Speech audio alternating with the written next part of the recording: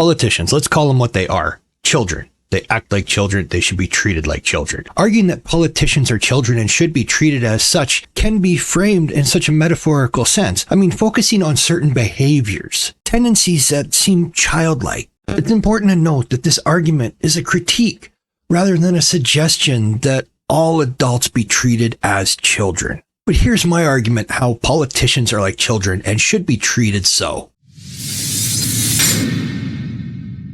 Number one, their lack of responsibility. I mean, children are often characterized by the certain lack of responsibility that they have, mostly because they're immature. Their lack of understanding of the consequences of their actions. The argument, this draws parallels with politicians who constantly make promises they can't keep or don't intend to keep. They implement policies and without even considering the long-term effects or how it's going to affect other people. But just as children need guidance and supervision to understand the implications and the consequences of their actions, this argument, we can suggest that politicians require more stringent accountability and measures. You can't let the inmates run the asylum, and we've let it happen for way too long. I'm telling you, we need to step in, take control, toss them out, and figure out how to prevent the inmates from taking over again. Number two, egocentric behavior. I mean, a common observation in children's psychology is the egocentric phase. Where children, they're primarily focused on themselves and their immediate desires, sometimes at the expense of others' needs. I mean, critics are going to argue that politicians exhibit the same behaviors, and they do. I mean, they prioritize their personal or party gains over the collective good. I mean, and in this sense, treating them like children would involve more robust systems than we have to ensure that their actions are aligned with the broader welfare of the society, much like teaching children to consider the needs and feelings of others. Politicians don't give a damn about you. They don't give a damn about me. They never have. All they care about is themselves, what kind of power they're going to hold on to, what kind of legacy they're going to have, and how they're going to pad their bank accounts. Number three, short attention spans. I mean, children are known for their relatively short attention spans, quickly moving from one interest or activity to another. And this characteristic is also likened in the political realm, where the focus on issues can be fleeting, often swayed by media cycles or immediate public reactions rather than long-term strategic planning. I mean, advocates of this perspective suggest that just as children are taught to focus and complete tasks, politicians need mechanisms to ensure sustained attention to critical issues, regardless of their immediate popularity or visibility. I mean, we've all seen it with the news cycles and what they do and how they determine where they jump on the crowd bandwagon of either outrage or getting behind and declaring someone a hero. That's the one that bugs me the most. You turn on the news and they attach the word hero to the most mundane things ever. And these people, 9 times out of 10, they're not a hero.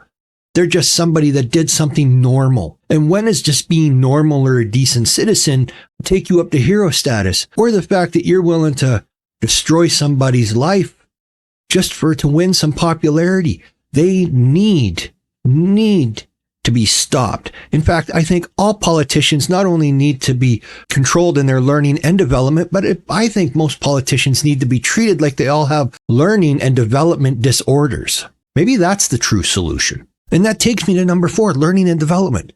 Children are in a constant state of learning and development. I mean, and they often make mistakes along the way. And while these errors are a natural part of growth and growing up, there's an expectation of guidance, correction, and education that will be applied to these mistakes.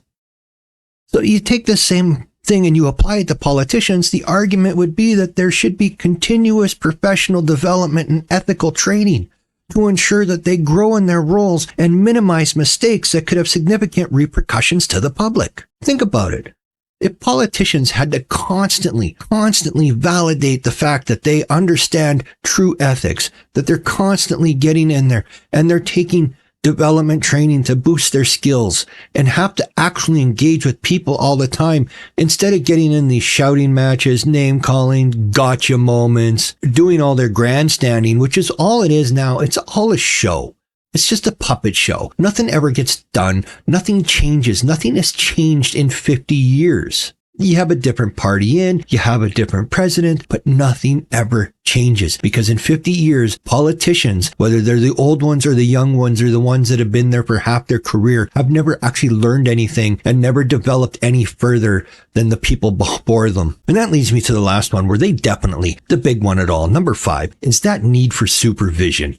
I mean, just as children can't be left alone to their own devices and require supervision to ensure they are safe in making appropriate decisions, this argument posits that politicians should be under continuous scrutiny. They have to be under scrutiny by the public and independent bodies, not some blue ribbon committee, not some other Senate hearing or another congressional group talking to each other. No, these have to be completely independent, non-associated in any political way. Bodies oversee them. This would ensure transparency and accountability, and that their actions align with legal and ethics standards of the country, which we have seen lately, and you can tell, and I know nobody really wants to hear it, and it's probably not a popular position, but man, it's no longer a country of legal and ethical standards. It's no longer a country of law. It's gotten crazy. Government's weaponized against the citizens. They're weaponized against their opponents. It's done. It's failing.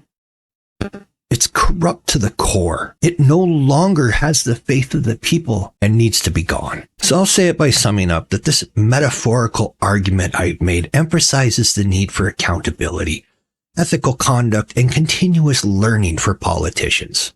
I mean, drawing parallels with the supervision and guidance that we provide for children throughout their development is a great parallel to how politicians need to be guided constantly and always supervised. But however, it is crucial to remember that the comparison is not literal, but serves to highlight areas where political accountability and integrity can be strengthened. It's not fully too late. It can be corrected, it can be fixed, and we don't have to let them run away with the keys and keep us locked up anymore. You have to exercise your rights. If you don't constantly exercise your rights, all of them, don't just pick and choose the ones you want or think, and you don't want others to have certain ones because you don't agree with them. If you don't exercise all your rights, again, if you, me, and others don't exercise all their rights, then pretty soon they're going to disappear. Because believe it or not, the government don't care. They don't care about protecting your rights. They care about protecting themselves, no matter who you pick to get in. All we do whenever it's election time is choose the lesser of two evils. It's as simple as that.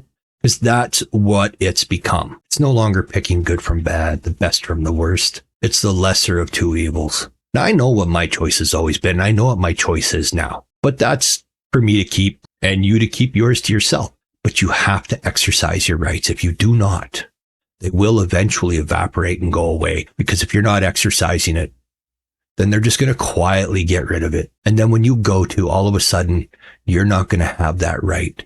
You're not going to have that right to speak. You're not going to have that right to defend yourself or your home or your family. And once you have that, once those two are gone, it don't matter what other rights they are, because you now have no other way to guarantee that you can protect your other rights when you can no longer speak up or defend yourself. Anyway, I'm going to take off for now. This is Drac saying until next time, be safe and peace out, everyone.